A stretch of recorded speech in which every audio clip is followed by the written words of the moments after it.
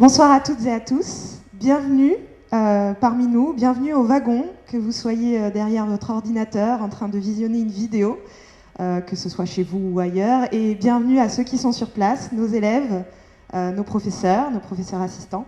Bienvenue pour ce jour particulier de Démo Day. Alors, qu'est-ce que c'est que le Démo Day au wagon? C'est tout simplement le dernier jour de la formation de nos élèves, nos 21 élèves en développement web du batch 594. Ces 21 élèves ce soir vont vous présenter leur projet, le résultat de leur dur labeur, des 9 semaines où ils nous ont rejoints et où ils ont appris ce qu'ils avaient à apprendre sur le code pour développer une application de A jusqu'à Z. Le wagon, c'est quoi? C'est un organisme de formation en développement web et en data science, une école de code qui s'est lancée maintenant il y a un petit peu plus de 6 ans, qui aujourd'hui est présente dans 45 pays à travers le monde, et qui accompagne tout type de profil dans leur changement de carrière, dans leur montée en compétences, qu'il s'agisse d'entrepreneurs, d'étudiants, de personnes qui souhaitent changer de vie. Et on les accompagne dans leur montée en compétences, je le disais, pour les métiers de demain et les compétences dans la tech. Ce soir, les 21 élèves qui vont vous présenter leurs 6 projets vont bientôt devenir des alumni. Ils vont rejoindre la communauté des 11 000 élèves formés à travers le monde. Mais plus que des mots, je vais les laisser montrer directement ce qu'ils ont préparé pour nous.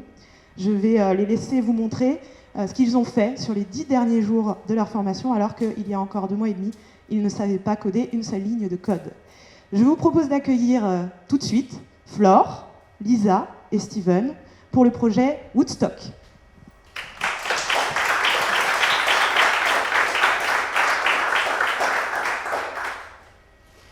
Alors bonjour à tous.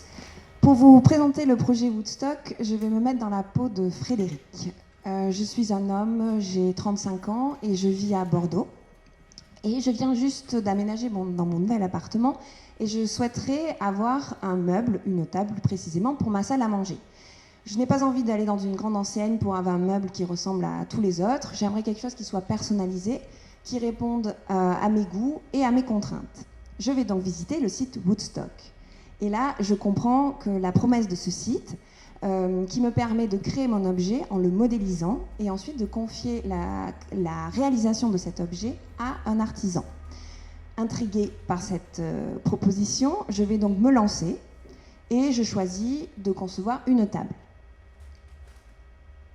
J'arrive sur mon espace de création. Là, je vois que je peux créer une table en 3D et que je peux adapter ses caractéristiques. Je vais essayer par exemple de changer la couleur du plateau, peut-être rouge pour voir ce que ça donne. Très bien, je vais maintenant l'agrandir pour faire une table un peu plus importante pour pouvoir accueillir mes invités.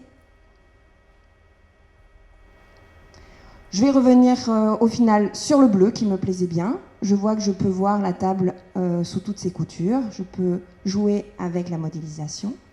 Et je vais maintenant adapter les pieds, peut-être les réduire.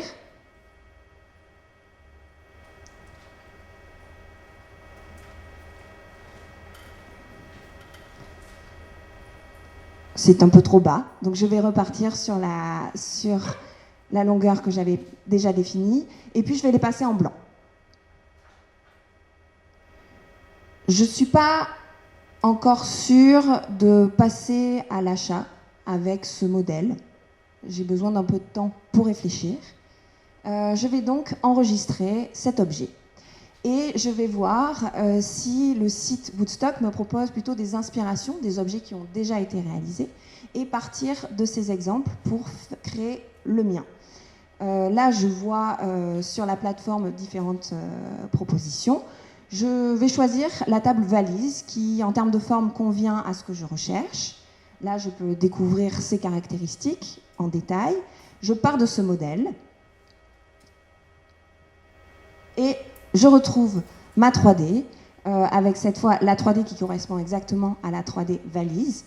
Je vais reprendre le plateau bleu parce que j'aimais vraiment cette couleur. Et les pieds clairs, mais peut-être, est-ce qu'il y a une autre proposition? Je vais essayer light, par exemple. J'attends de voir le résultat. Et là, vraiment, je pense que c'est la table que je souhaitais. Je vais donc passer à l'étape suivante. Je vais valider ce modèle. Pour cela, je lui donne un nom. Je l'appelle tout simplement ma table. Et là, j'ai un récapitulatif de mon objet avec en plus l'artisan auquel celui-ci a été attribué, ainsi qu'une estimation de prix pour cette réalisation. Après avoir pris connaissance de tous ces détails, je passe donc à la commande. Et je retrouve une page sur laquelle je peux suivre les différentes étapes de réalisation de ma table. Et donc je suis très contente, j'attends avec impatience que cette nouvelle table arrive jusqu'à mon domicile. Merci beaucoup.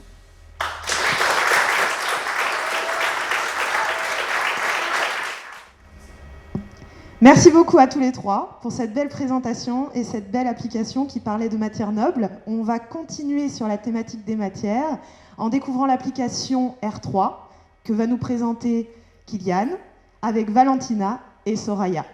Merci.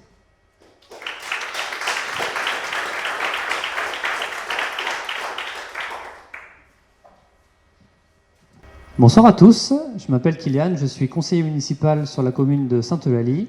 Je suis très engagé au niveau écologie et malheureusement, je ne me souviens jamais dans quelle poubelle jeter mes déchets. Heureusement, j'ai entendu parler de l'application R3 et ça tombe bien, comme j'ai fait un beer pong dernièrement, j'ai un fût de bière qui traîne à la maison dont je dois me débarrasser. Donc je vais pouvoir aller chercher sur l'application comment jeter et me débarrasser de ce fût de bière.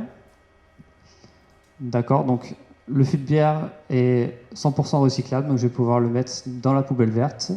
Par la même occasion, je me rappelle que j'ai une brosse à dents qui traîne, comme j'ai fait mes vieux placards. Donc je vais pouvoir regarder comment jeter ma brosse à dents. C'est une brosse à dents en plastique. Malheureusement, ça ne se recycle pas, donc ce sera à jeter dans la poubelle noire, bien que de nouvelles solutions de recyclage apparaissent petit à petit. Mais en y repensant, je me suis trompé, c'est une brosse à dents en bambou, donc je vais pouvoir modifier ma recherche. Et normalement, la solution proposée va changer aussi. En effet, le manche de la brosse à dents en bambou est 100% biodégradable, donc je vais pouvoir la jeter dans mon bac de compostage, tandis que les poils de la brosse à dents et les agrafes métalliques sont elles recyclables, donc je vais pouvoir les mettre dans la poubelle verte. Très bien, moi je suis satisfait de mes recherches. On m'a parlé des mini-jeux qui étaient proposés sur R3, donc je trouve ça intéressant d'apprendre de bonnes habitudes de recyclage de façon ludique. Donc moi je suis fan de World of Wartrash, mais on va rester sur un classique, donc je vous propose une petite partie de Tetris. Alors le Tetris, comment ça fonctionne? On a un objet à trier, donc il faudra le déplacer pour le mettre dans la bonne poubelle. La poubelle jaune sera pour papier, carton et plastique, la poubelle bleue pour le verre et la poubelle verte pour les déchets organiques, donc ce sera notre bac de recyclage. Alors c'est parti. Donc le carton, poubelle jaune, super. Donc mieux on recycle, plus on gagne de points sur le jeu, et quand on recycle mal, eh bien on perd des points également. Donc c'est super intéressant, je pense que je vais en parler à mes amis qui ont des enfants, parce que même pour les enfants c'est accessible, et dès leur plus jeune âge, si on peut leur proposer de façon ludique et amusante des façons d'apprendre le tri sélectif, je trouve que c'est une très bonne chose. Super, bon bah j'ai fait un score de 60 points, ce que je trouve très honorable. Donc moi je vais m'arrêter là, mais si vous voulez apprendre à recycler et jouer en recyclant, je vous invite à utiliser R3. Merci de votre attention. Merci beaucoup pour cette application engagée et ludique. On va maintenant célébrer, puisqu'on l'a dit, c'est un démo day. Et c'est Kevin, Antoine, Nicolas et Adrien qui vont nous présenter PMEA. On va lever le coude.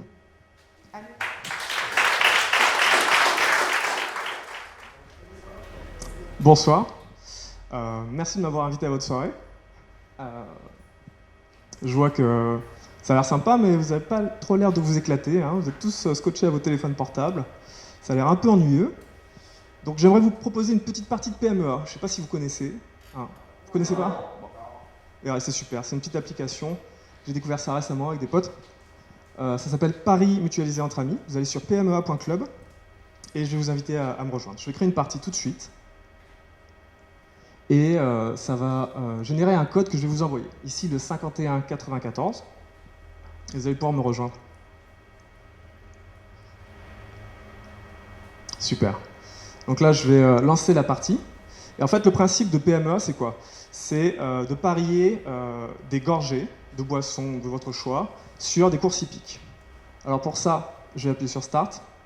On va pouvoir choisir un cheval sur lequel parier. Et vous allez voir que chaque cheval a une cote. Si vous ne connaissez pas les cotes, c'est très simple, c'est un facteur multiplicateur qui fait que, en fonction de ce que vous avez choisi, par exemple, là, moi je vais choisir Tempête, il a une cote à 6, ça veut dire que si je parie 5 gorgées et que je gagne, 6 x 5, je peux vous distribuer 30 gorgées. Si je perds, je ne perdrai que ce que j'ai misé. Après, il y a des facteurs, il y a des déclinaisons entre la première place et la 5e place. Et il faut savoir que la cote est inversement proportionnelle à vos chances de gagner. Donc en gros là, je prends plus de risques que si je prenais une cote à 2,5, mais je suis joueur, donc je prends Tempête et je vais parier 9 gorgées. Allez. Mais j'ai pas envie de perdre. On va voir ce que les autres ont choisi. C'était le code. Bon, on en refait une autre, c'est très bien. C'est pas grave, essaye celle-là à 69-70.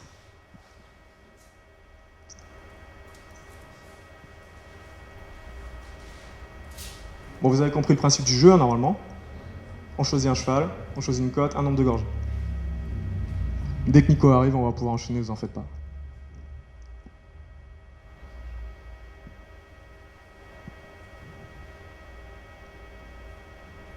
Ok, super. On va démarrer. Moi, je prends... Oula, Elkanasson, cote à 10. Risque maximum, c'est pas grave, on va rattraper notre retard. Mais je vais étancher votre soif. Ah, j'espère. Ouais, 9, vas-y. Ok. Ok. Antoine, petit joueur. Et on attend 2 gorgées. Oh, ils sont pas très joueurs. Hein. Allez, c'est parti. Elkanasson est en rose. Ah, c'est mal engagé. J'espère que ça... Oula, non. Bon. Bon, bah, je pense que je vais boire un petit peu. On va regarder les résultats. Bon, ça va. Scarface distribue 2 gorgées. Il avait parié 2 gorgées avec une cote. Arrivé en 2e position, c'est divisé par 2, donc c'est correct. Il en distribue 4. Antoine est neutre, il est arrivé 3e. Et moi, vu que je suis arrivé dernier, je bois 9 gorgées. Bon. On en refait une si vous voulez, parce que j'ai envie de me refaire. Vous voulez rejouer? Oui. Super, merci. Merci à vous.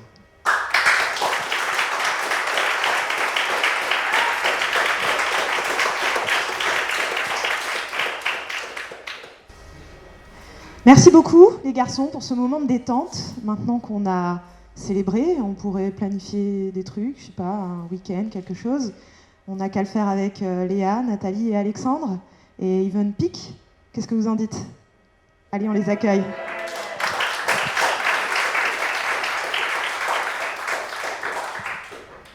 Alors, bonsoir à tous.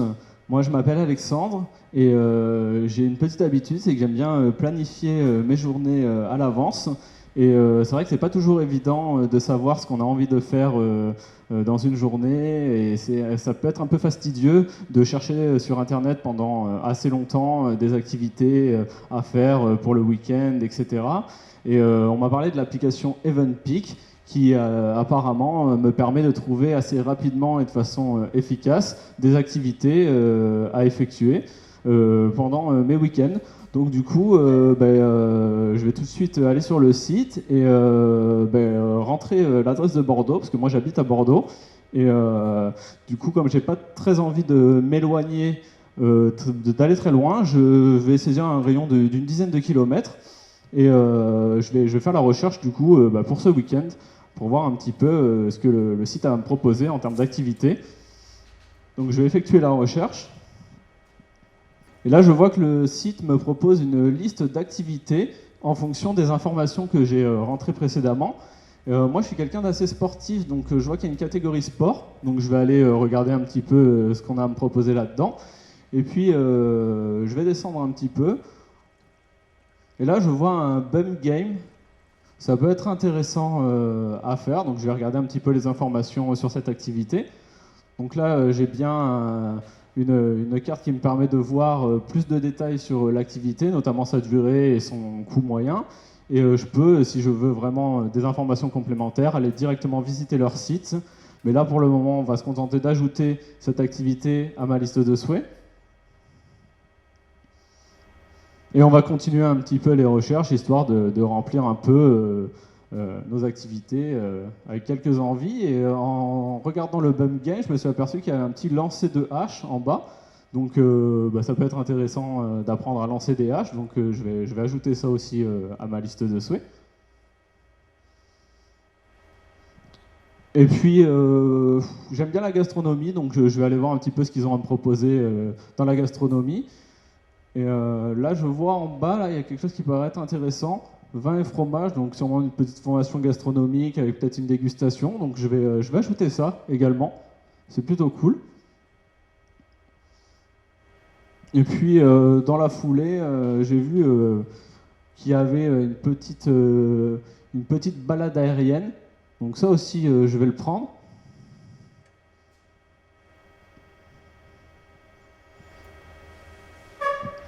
Très bien. J'ai jamais fait de balade en avion, donc ce sera l'occasion d'avoir une petite première expérience. Et puis voilà, en visuel, j'ai le musée d'Aquitaine et ça m'intéresserait d'aller faire un peu cette visite. Et puis, tant qu'à faire, juste après ça, j'ai vu qu'il y avait un petit marathon et comme je suis assez chaud, je vais rajouter un marathon dans le week-end et je pense qu'on sera plutôt pas mal. Donc là, je vais aller regarder si toutes les activités ont bien été validées. Ok, donc tout a bien été ajouté. Par contre, c'est peut-être un petit peu chargé. Et le bub game, au final, sur toutes les activités, c'est celui qui finalement m'intéresse le moins. Donc je vais le retirer. Et puis je vais valider ma liste telle qu'elle est pour voir un petit peu ce que le site aura à me proposer au niveau de l'agencement de mes activités. Donc je vais lancer le calendrier. D'accord, là je peux voir que le site a de façon intelligente trié les activités que j'avais sélectionnées et qu'il me les a réparties sur le week-end pour pouvoir m'occuper pendant 2 jours. D'ailleurs il a fait les choses bien puisque le marathon est le dimanche et après le marathon on est un peu claqué, on n'a pas très envie de faire autre chose, donc ça tombe parfaitement bien. Par contre je vois qu'il m'a mis la petite balade aérienne juste après vin et fromage et c'est pas forcément la meilleure des idées d'aller faire une balade aérienne juste après avoir mangé. Hein, donc moi je vais préférer faire la balade au musée avant, la petite visite, et puis je ferai la balade aérienne seulement en milieu d'après-midi. Donc je vais inverser les 2 activités, et là je pense qu'on est très bien, à savoir que si j'ai des petites modifications à faire ou que je change d'avis, je pourrais accéder à ce calendrier plus tard pour pouvoir effectuer des modifications. Voilà, c'est tout pour moi, je vous remercie de votre attention, et n'hésitez pas à effectuer vos petites activités pour le week-end sur Eventpeak. Eh bien, merci pour cette belle démonstration sur la planification de nos activités qui reprennent. Hein, les terrasses réouvrent, la vie reprend. Et d'ailleurs, en parlant de ça, il vaut mieux aussi s'organiser d'un point de vue, on va dire, collation et breuvage. C'est ce que nous propose de faire Alizé, Léo, Gabriel et Édouard avec Vinage. On les accueille. Alors bonsoir à tous, avec mon groupe on va vous présenter Vinage. Vinage c'est une application assez simple qui permet de faciliter la gestion de ma cave à vin. Moi personnellement il faut savoir qu'avant j'habitais sur Paris et donc j'avais un petit appartement, j'avais pas beaucoup de place et de ce fait là j'avais une cave à vin assez petite. Donc la gestion de ma cave était assez simple finalement, mais maintenant je déménage à Bordeaux et j'ai un plus grand appartement. Et j'ai réussi à avoir une cave et je vais avoir l'occasion de mettre beaucoup plus de bouteilles que ce que je pouvais faire avant. Donc j'allais rechercher des vins parce que je suis passé chez mon caviste il y a quelques jours Et donc je vais aller rajouter ce que j'ai acheté. En l'occurrence, j'ai trouvé un vin de Saint-Émilion. Donc voilà, c'est le deuxième de la liste. Donc on va aller le rajouter. J'avais acheté juste une bouteille chez mon caviste. Hop. Voilà, donc je l'ajoute à ma cave. Et là, j'arrive sur la page de ma cave et effectivement, pour l'instant, j'ai que du rouge, j'ai que cette bouteille-là. Donc on voit effectivement que j'ai bien une bouteille et le camembert qu'on voit en haut permet de distinguer le type de vin que j'ai. Il se trouve que chez mon caviste, j'ai pas acheté que du Saint-Émilion. J'ai aussi acheté du rosé. J'ai acheté du Cabernet d'Anjou en l'occurrence. J'ai acheté à peu près 10 bouteilles. Et donc je vais ajouter ces 10 bouteilles dans ma cave. Et je vois que directement en arrivant sur la page de ma cave, sur mon camembert, effectivement j'ai maintenant 2 couleurs. Donc j'ai la représentation effectivement des types de vins que j'ai. Et puis surtout ce que je constate, c'est qu'en haut j'ai une notification qui est apparue. Et en fait l'apogée de mon vin est dépassé. Donc si je clique sur le lien Cabernet d'Anjou, je vois la description de mon vin.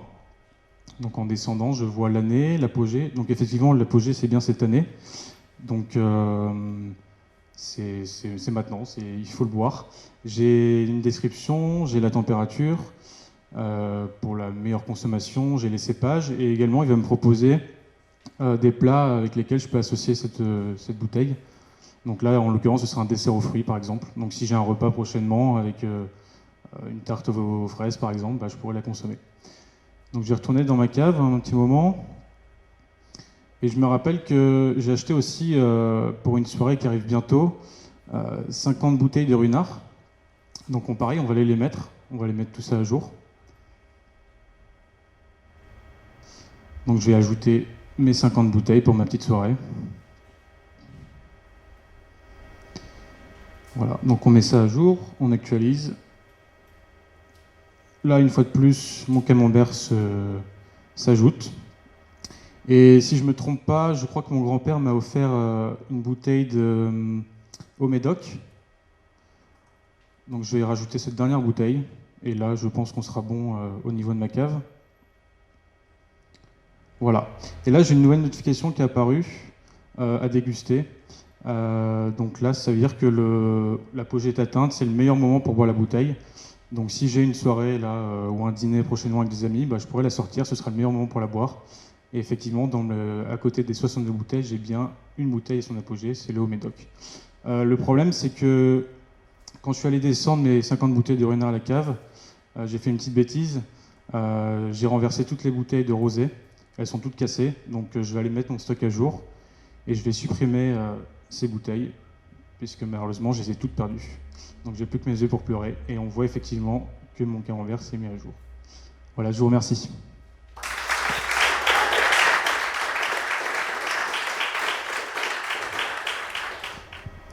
Merci à vous pour cet effort d'organisation. On va être encore plus parés pour cette nouvelle vie qui reprend. On va terminer ce Démo Day par le dernier projet, le 6e, My Crypto Wallet, qui va là aussi vous simplifier sur un sujet très tendance en ce moment. J'ai cru entendre la crypto-monnaie. On accueille tout de suite Charlotte, Xavier, on a Gwendal qui n'est pas loin, et enfin Damien.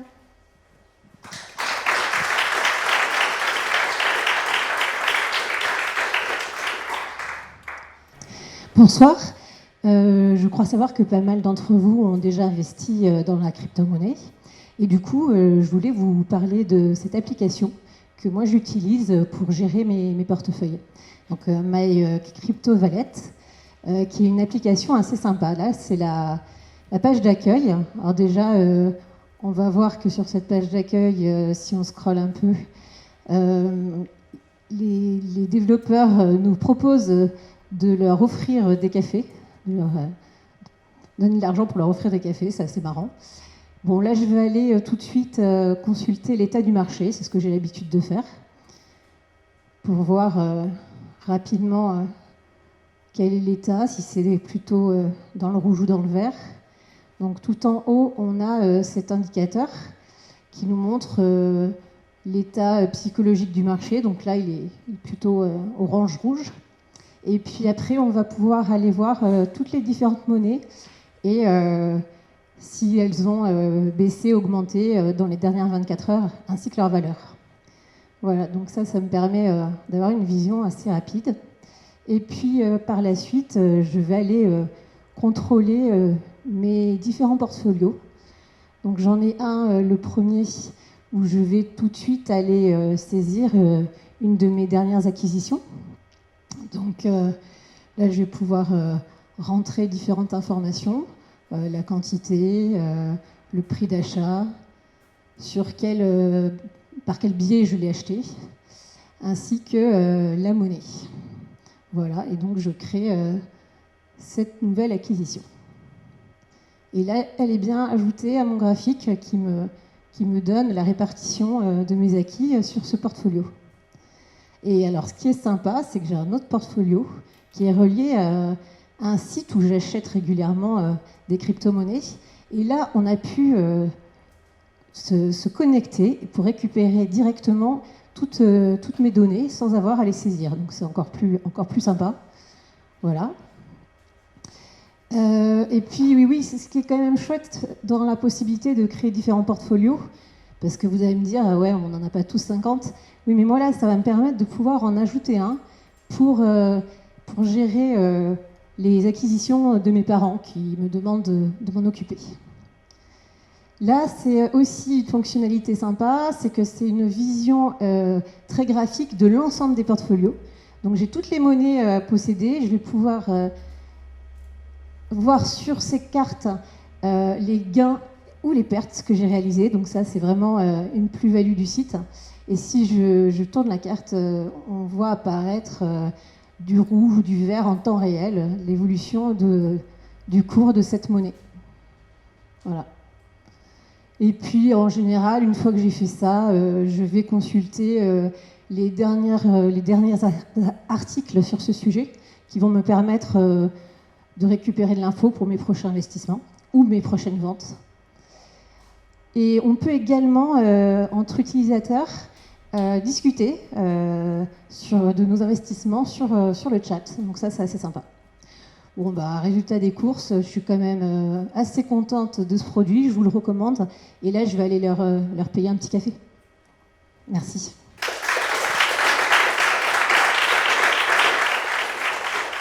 Merci My Crypto Wallet d'optimiser le potentiel d'enrichissement de quelques profanes que nous sommes en crypto-monnaie. Je sais qu'il y a des gens qui sont un petit peu plus dans la mouvance au wagon.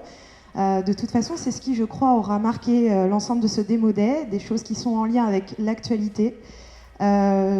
Pour clôturer cette session, j'aimerais vous remercier sincèrement, chacun d'entre vous, vous féliciter aussi.